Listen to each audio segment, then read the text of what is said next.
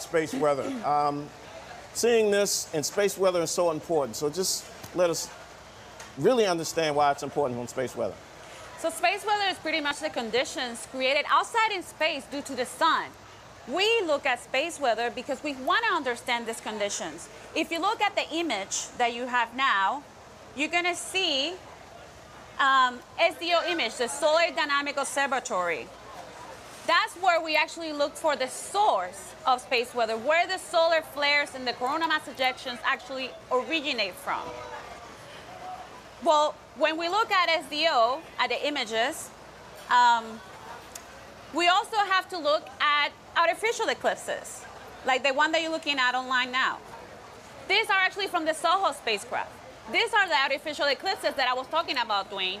Like this, you have to block the solar surface to be able to see the solar atmosphere, the outside corona. But you're gonna see something like this today, and you saw it. But you're gonna see it better because nature does it better than we can actually do it artificially. Right now, the activity is not, there's not too much going on in the sun. However, if I do a historic event, which actually was from this past July, you can see a coronal mass ejection, this big explosion of particles that come from the sun. Well, those look pretty intense. Do we have to worry about that? That doesn't look good. Well, you know, space weather, what can actually do is affect communications. We have the magnetic field of the Earth to actually protect us. It's our shield. And what we do is we actually can analyze that using real-time models like the one that you're seeing on the screen, that we actually understand how the magnetic field of the Earth changes with those coronal mass ejections. But space weather can affect communications, satellite instruments, and power grids. Okay, so we're going to toss to Idaho. And I think we've really got some good stuff here. Gay Hill, are you there in Idaho Falls? I am absolutely here, Dwayne Brown. In fact, looking through the glasses right now, it's so weird. We have a crescent sun instead of a crescent moon. This is the, I think we haven't had a total eclipse here in Idaho Falls since 1889, 128 years ago. And things have certainly changed in Idaho Falls since then. There's a whole lot more people, especially with all the visitors in town. We're just outside the Museum of Idaho, and we have partnered with the museum to make this an official viewing site for Idaho.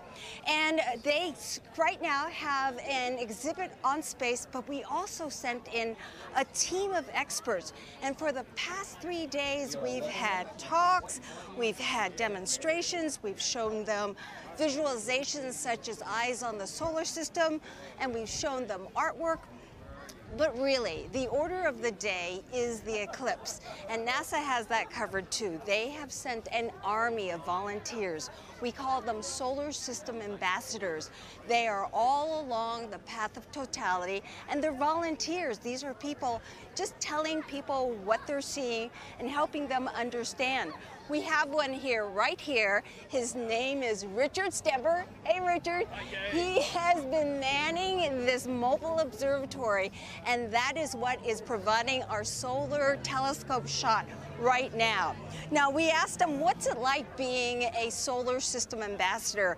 And he said, follow along. We did, and we went with him to a place, a school in Southern California. Take a look.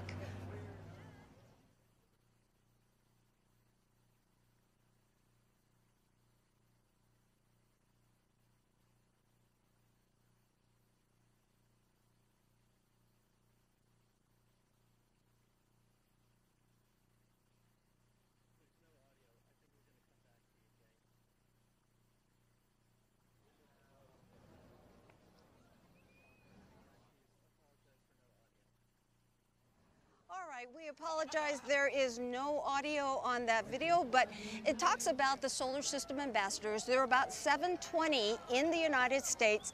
They get special training from NASA They learn all about the missions and about the science, and they basically go out to public events all over the country teaching them about NASA missions. If you would be interested in becoming a solar system ambassador yourself, you can. We have a website, look it up, Solar System Ambassadors. It is a NASA website, and starting September 1 through the end of the month, you can sign up to be a solar system ambassador. So check it out on the web, Solar System Ambassador. With me now is Jim Green. Jim Green is the head of planetary science for NASA. He's in charge of all planetary missions and asteroids. This guy knows his stuff. Let's talk about this. Now, you see this eclipse that doesn't happen. It happens once in a lifetime. Wow. But as a scientist, you see it as an opportunity. Oh, absolutely. I mean, we're getting the eerie feeling right now, but when we launch balloons, and there'll be 57 balloons along the path, 30 of which are going to have a planetary experiment on them. And we have video of this. Now, just a few days ago, we had a crew here. They did a test launch for us, and they sent up an imaginary payload for us just to see how it all works. You have actual scientific experiments going up. We do. We have a bacillus. It's a harmless bacteria. We have on 30 balloons 2 coupons where the bacteria will be sprayed. One will stay on the ground, one will be affixed to the balloon. It then will go up to 100,000 feet above the ozone. So the ultraviolet light, also blocked a little bit by the moon, is just like Mars. In addition to that, the temperature and pressure will be just like Mars. So when the balloon goes up higher and bursts, comes down, we'll retrieve that coupon off the balloon, match it with the one on the ground, and then we'll see how many survive. Now, why is that information so critical for Mars research? Well, this bacteria is pretty much everywhere. It's very hardy, and it probably has made its way to Mars, perhaps even on our rovers. And I would like to know if that environment is so harsh that it would eliminate that bacteria or not. All right. I'm being selfish. I have never seen a total eclipse. And I'm sorry, I would love to talk to all of you people, but I want to put on my glasses too and take a look. Can we continue this conversation? I have to do this too. All right, and watch, and we can talk. All right, so what we a little sliver. Just a little sliver of the sun right now. And let's talk about this. Why is this so rare? Well, you know, the plane of the moon relative to the Earth's sun line is tilted by 5 degrees. And so there's only 2 places where the moon and the Earth and sun are on that same line. And that's why every 18 months or so we get an eclipse. The shadow is 1 minute, IDAHO 1 minute away. Wow. The crowd is getting excited. Wow. It's already so eerie. Oh, wow, it just got dark all around us. And you can feel the temperature getting colder here. Oh, yeah. The winds are really picking up. You know, this dark area, the winds are just flowing in. Oh, you can, it's just a tiny, tiny sliver right now.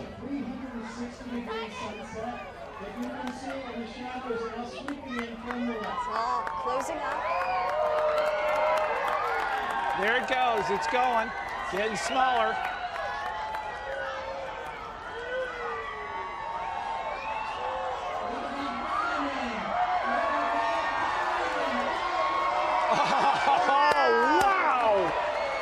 Oh my gosh!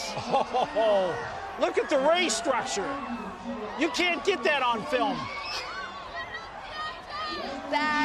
There's Venus. Oh wow! There's Venus. Oh, wow. Wow. Oh, look at that ray structure. You were saying this is the only way you can see the atmosphere. Yeah, that lower part of the corona is really even hard from space to see. Wow. Wow.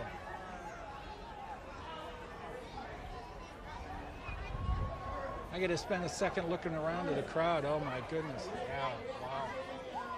Wow. We should turn off the lights.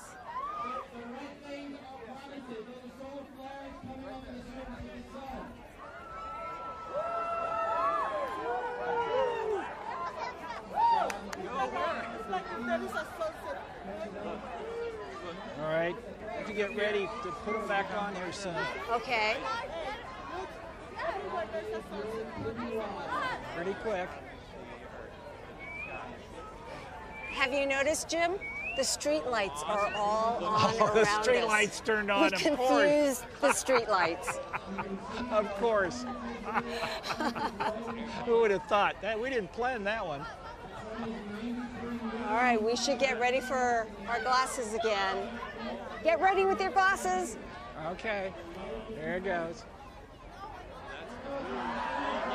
There's Stand the by. diamond ring. There's the diamond ring. Oh my gosh. Yeah, wow. That Wow. is Was so. that all right? Oh my gosh.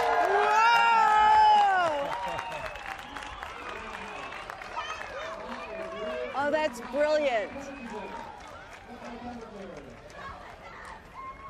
All right. Wow. Okay, glasses back on. Wow. Too brief. Too brief. Too brief. Okay. We're going to have to wrap this up pretty soon, Jim. That was incredible. Way too brief. Yeah. Way too brief. We got a minute 50 seconds. Yeah. That was all we had. Why is it that some parts of the country get a little more than we do? Well, it has to do with the curvature of the Earth also. And so the shadow is at various altitudes. You could go up at a higher altitude and get also a great view too. Well, this was a real treat. This was fantastic. So Idaho Falls has had its total eclipse. The next one is coming in 2252. We won't be here, but we hope NASA will. Back to you. Gay Hill, that's Gay Hill from NASA's Jet Propulsion Laboratory. Gay, I'm jealous. I'm telling you, I'm jealous. So Alex, explain again that diamond.